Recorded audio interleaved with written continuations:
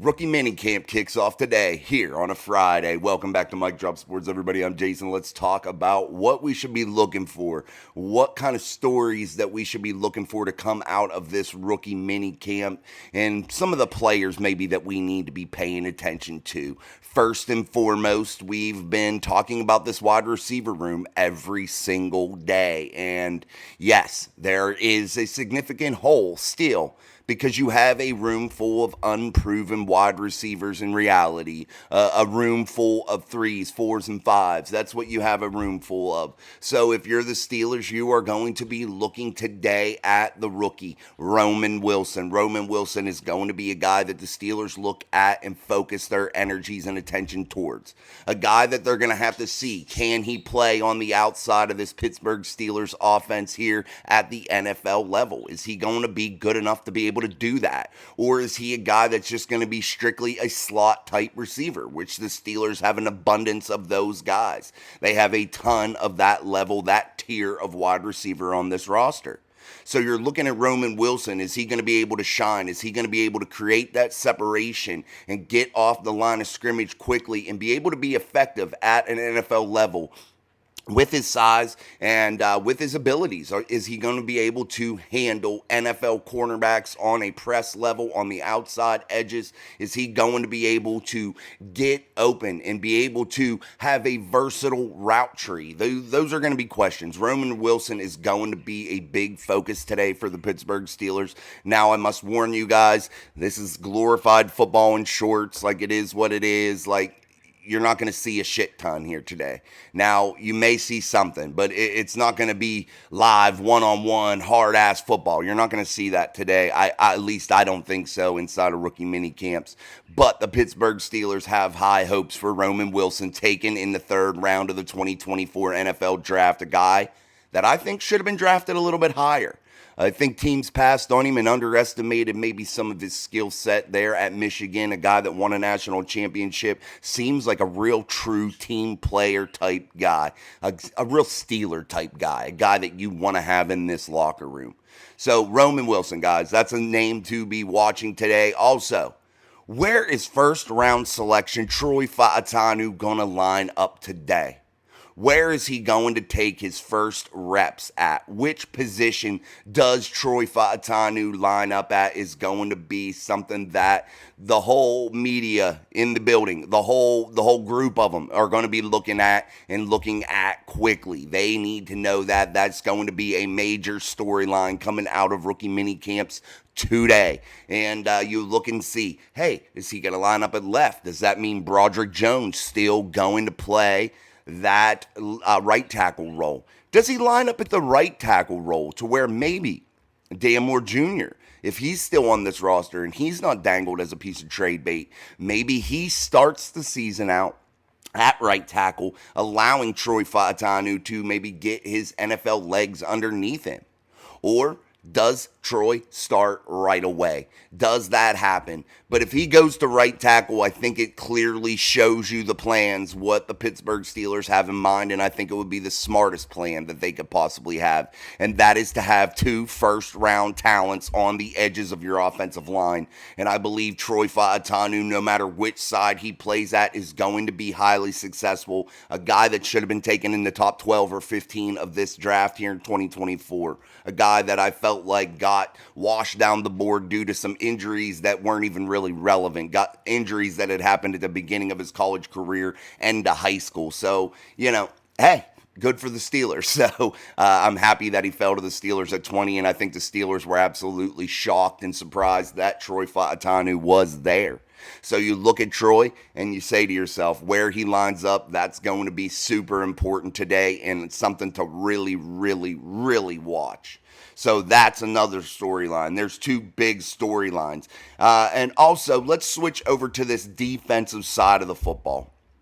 I want to really pay attention to that because I think there's a couple significant things that we could see out of this defensive side of the football here moving forward through rookie mini camps. One, being Peyton Wilson. I want to see what kind of reps Peyton's getting, where he fits in inside of this defense, how they plan on using him. I want to see how he looks out on that field, how fast he looks, how he's able to handle coverage with quick, shifty guys out of the backfield.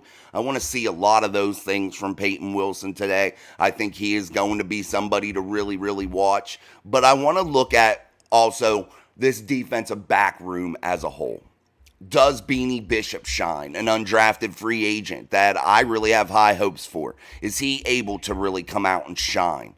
Then you look too, what about Watt, a guy that we drafted in the 6th round? Is he going to be more utilized in the Steelers defense as a cover corner, a slot corner, or will he move back to safety? Or will he be that Swiss Army knife that Mike Tomlin so often talks about, that he loves in guys, versatility? Will he be that versatile defensive back moving into 2024 for the Steelers to play a significant role? So I really, really want to watch this defensive back area. I want to see Beanie Bishop. I want to see Watt. I want to see these guys and how they are able to handle these wide receivers off the line of scrimmage in a physical sense, and I want to see how they are able to read and dissect and decipher what is going on at the NFL level. It's a little bit more complex here in the NFL, and I think the DBs have to be a little bit smarter now once they get to the NFL, because everybody's good, everybody's fast, every wide receiver every Sunday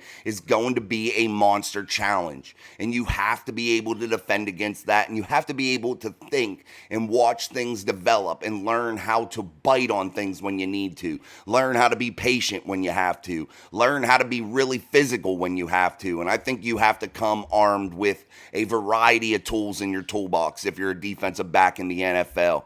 And which guy maybe could pair with a Joey Porter Jr. moving into 2024. You have Dante Jackson, a veteran whom I believe will be the day one starter just because he is a veteran, and I think that they want to have that security on the outside opposite of JPJ.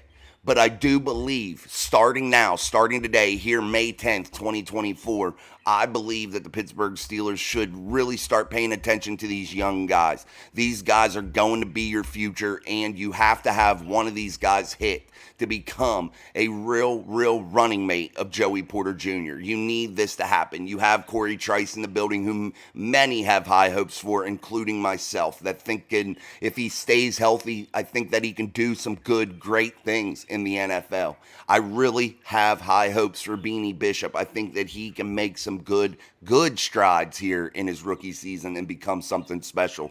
I also like Watt. I think he has some long reach. I think he's a guy that could be versatile, and I think that that's something that would be special for the Pittsburgh Steelers to have back there. A guy that can play with high energy from the safety, from the corner, from the slot corner, and be just really versatile inside of that Pittsburgh Steelers back end, and allowing the Steelers to be more exotic in their looks in terms of the back end of the defense and when they're playing sub-package football, which is 90% of the time. So you look at those things, you look at these storylines, and you say to yourself, this is it. This is the real kickoff of the 2024 season. Yes, we had some conditioning, but this is when you start to see some real football. Some football that starts to have a little bit of meaning. Sometimes here now where we can evaluate some players and see exactly where they stand here, moving in out of the draft, moving into the rest of the offseason program.